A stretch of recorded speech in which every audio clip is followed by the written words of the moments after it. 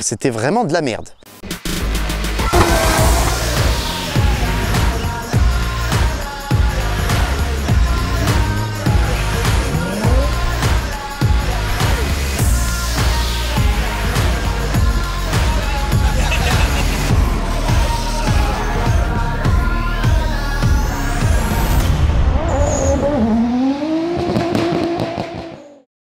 Salut les potos! Bon, après la présentation du Silverado, je vous mets le lien juste ici pour ceux qui l'ont pas vu, on passe à une voiture que j'aime particulièrement parce que c'est ma première voiture de drift, c'est ma BMW ER36, Clotilde pour les intimes. Bon, c'est une E36 avec un pare-choc de Skyline en vrai, mais ER36 ça fait plus classe. Plus précisément, c'est une E36 325i sans Vanos, une des plus solides, et vaut mieux avec ce qu'elle prend, avec donc un moteur 6 cylindres en ligne de 2,5 litres qui développe 192 chevaux d'origine. Bon là, je peux pas vous garantir qu'elle sort encore tous ses chevaux, hein. Je l'ai saignée. Mais elle marche vraiment bien quand même, surtout depuis qu'MK Prog 33 Max m'a fait une carte au éthanol dessus. J'ai récupéré un peu de chevaux, bon qu'elle avait certainement perdu au fil des années, entre autres. Le gros avantage de cette caisse, c'est ce qu'elle m'a coûté. Je l'ai acheté 200 € en 2016, ouais, 200 balles, avec la carte grise et tout, hein. Et vous le savez, aujourd'hui, une 325i E36, que ce soit une berline ou un coupé, ça vaut beaucoup plus cher. D'ailleurs, même si ça se justifie par le fait qu'elles sont devenues rares, je trouve que c'est vraiment abusé. C'est des caisses qui sont cool, qui sont solides, c'est bien pour apprendre le drift, mais franchement, 5 000 € pour un oignon qui a 20 ans et dont on peut être sûr à 99% qu'elle s'est fait dépouiller et massacrer, bah moi ça me fait dégueuler. Mais bon, c'est un avis personnel, c'est la loi du marché, c'est comme ça. Aujourd'hui, on peut quand même en trouver de temps en temps à des prix raisonnables, dans les 2000 €, abîmés, mais bon, on s'en fout hein, pour faire ce qu'on en fait. Alors niveau prépa, voilà ce que j'ai fait dessus. Enfin, ce que mes potes ont fait, hein, parce qu'en 2016, quand on l'a préparé, j'étais aussi à l'aise avec la mécanique automobile qu'avec une ordonnance sur laquelle on m'a prescrit 2 boîtes de suppos. C'est pas arrivé, hein. C'était un exemple. Donc, on a soudé le pont, j'ai gardé le 315 d'origine, ça me va bien, même si c'est un peu long, un pont un peu plus court, ça aurait été cool, mais le but c'était de rester dans du très petit budget, donc le 315 ça le fait. Je l'ai vidé de façon très professionnelle, en gros j'ai arraché tout ce qui pouvait s'arracher, les garnitures, les moquettes, les sièges, les goulottes pour le faisceau. D'ailleurs le faisceau, vous pouvez voir que j'ai fait un taf d'orfèvrerie. Le truc c'est qu'il est juste indémêlable et des fois ça allume toutes les lumières, ça met les warnings, mais bon ça démarre, c'est le plus important. Enfin, des fois. Non, ça le démarre tout le temps. J'ai même arraché le ciel de toit pour un rendu vraiment moche. Et bon voilà, j'étais pas très porté sur l'esthétisme, on va dire. Une fois allégé, j'ai monté 2 baquets, des harnais et un volant Drift Shop à 50 € et j'ai commencé à rouler. Alors, on va pas se mentir, c'était pas ouf, mais ça suffisait largement pour apprendre. Et surtout, là, j'avais acheté juste un volant parce qu'on m'avait donné 2 baquets d'occasion et les harnais qui allaient avec. Voilà, ça suffisait largement. Alors après, j'ai eu envie d'installer un frein à main hydraulique. Les possesseurs de 36 le savent, le frein à main d'origine, à part pour se garer sur du plat, il sert pas à grand chose, il y a des bêtes partout là. Bon en gros c'est de la merde, voilà.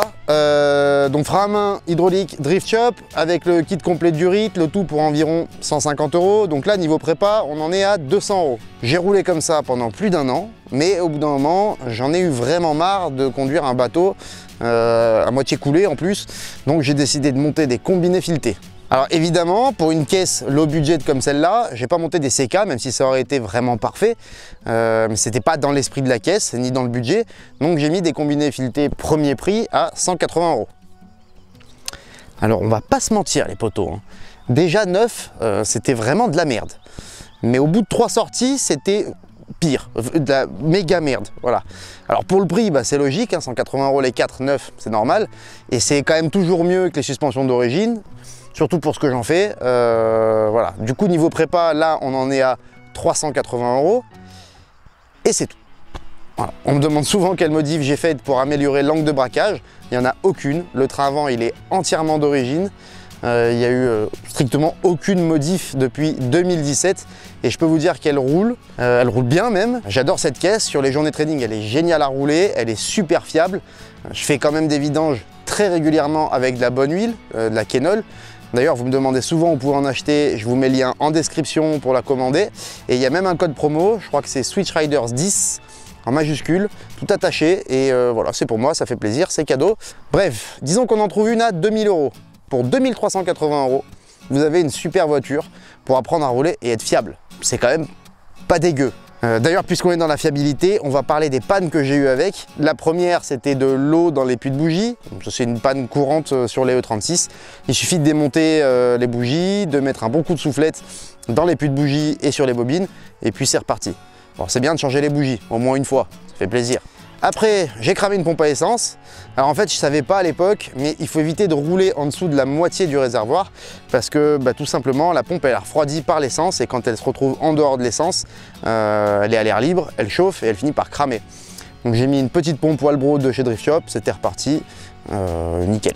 Autre panne, alors une fois je l'ai prêté à Axel et Arnaud qui se sont amusés à venir faire du drift juste là, et ils me l'ont ramené en surchauffe. Bravo les gars.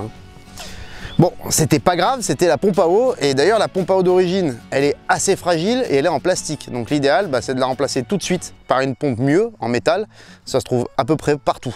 Après la pompe à eau, j'ai eu une durite d'eau qui était percée, un tout petit trou.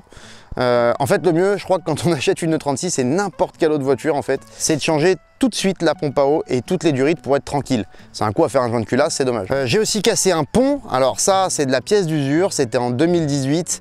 Donc après 2 ans d'abus, ça va, j'étais pas vexé.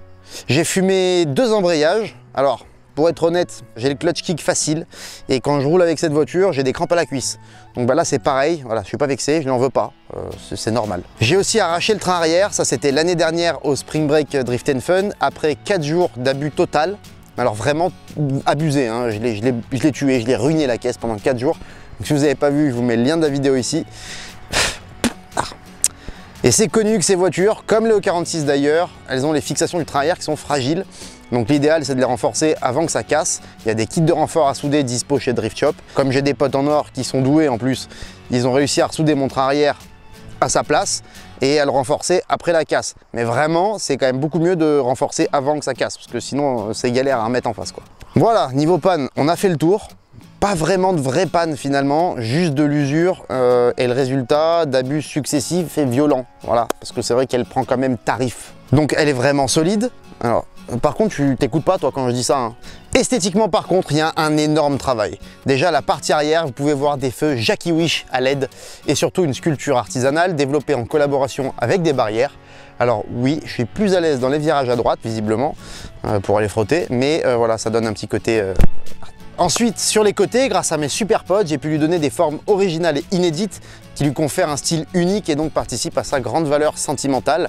Et ma partie préférée, évidemment, c'est l'avant avec une adaptation minutieuse d'un pare-choc d'une Skyline ER34. Ça permet un aérodynamisme carrément incroyable et un CX particulièrement glorieux. Le CX, c'est le taux de pénétration dans l'air, pour ceux qui ne savent pas. Mais bon, renseignez-vous un peu les gars avant de vous intéresser à des bêtes de course comme ça. Bientôt, elle sera équipée de pneus Zeknova Super Sport. Parce que bon, ok, c'est une voiture low cost, mais s'il y a bien un truc qui change une voiture, c'est les pneus. Et maintenant, je vous propose qu'on la démarre pour que vous puissiez juger par vous-même de la douce mélodie qui émane de cette motorisation de prestige. Bon allez, maintenant, je vous propose qu'on aille faire un petit essai rapide et tranquille pour vous montrer un petit peu les aptitudes routières performantes et agréables de cette auto hors du commun.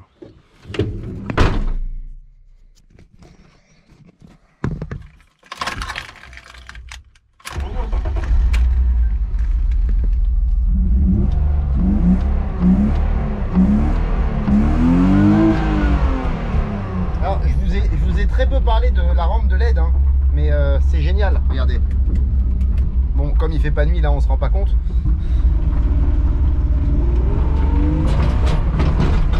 Voilà, donc on voit qu'on peut quand même rouler dans les champs, hein, parce que c'est une auto fort confortable et bien amortie. Oh, il y a un trou. Là, on peut quand même profiter d'un confort quand même qui est presque inégalable. Je veux dire, c'est une berline quoi, hein, c'est une voiture de standing. Bon, le volant est pas droit, c'est normal.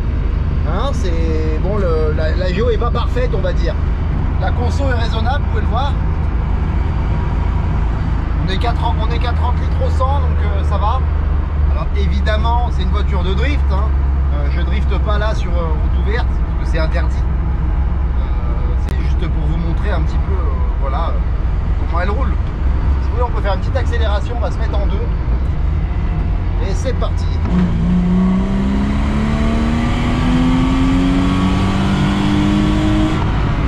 Ouais, je sais, ça laisse pas indifférent, je le reconnais.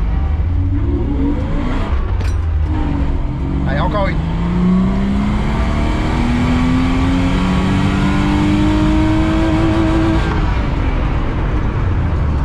Eh oui, je sais que c'est toujours surprenant, autant de violence dans ce tructeur. Comme vous pouvez l'entendre, j'ai laissé la ligne d'origine. Parce que sur les track day, et puis Nadia, tu me contrediras pas, hein, de fun, bah, le but c'est de faire le moins de bruit possible. C'est une voiture qui est toute d'origine, il n'y a pas besoin d'avoir un échappement libre. Donc j'ai laissé la ligne d'origine et puis bon, ça fait déjà un bruit sympa, mais c'est vrai que des fois quand on roule avec d'autres voitures, bah, moi je m'entends plus parce qu'ils font trop de bruit. Alors ça c'est chiant. Ce que je vous propose, c'est qu'on sorte des sentiers battus et qu'on aille voir les aptitudes de cette incroyable auto en tout terrain, puisqu'elle est également apte à pratiquer le rallye. Le rallye, alors c'est ce qu'on appelle le rallye campagnard, hein, évidemment. C'est pour ça d'ailleurs que ça s'appelle le WRC, c'est le World Rally Campagnard. Et là, les gars, vous n'êtes pas prêts. Attention, c'est parti.